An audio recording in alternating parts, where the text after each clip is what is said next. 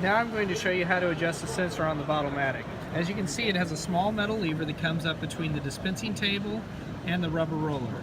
The metal lever can be depressed simply by pushing it towards the rubber roller and it should return automatically. If not, please call our 1-800 number for instructions.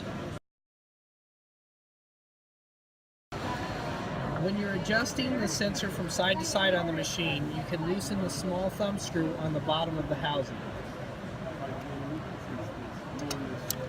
This allows you to move the sensor housing left or right on the machine. Once you find the position where you want to have your sensor located, tighten the thumb screw and then perform an adjustment.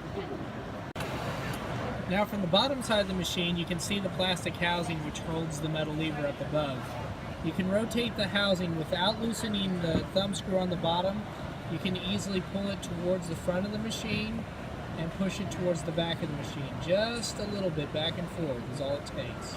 Now we're going to look from the top side and you can see the result. I'm going to pull it towards the rubber roller. Now I'm going to push it towards the back of the machine. As you can see, as I go towards the back of the machine, it gets closer and closer to the dispensing table. To get premium adjustment, we want to adjust this just to where it makes contact with the dispensing table.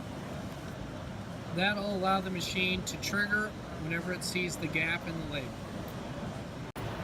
Occasionally the sensor may need to be cleaned because adhesive can build up on the surface of the front of the sensor. And the easiest way to do this is with lighter fluid. The lighter fuel will not hurt the rubber roller or anything else on the sensor. You simply just take a Q-tip, put a little bit of lighter fuel on the end of it, and then scrub the surface of the sensor.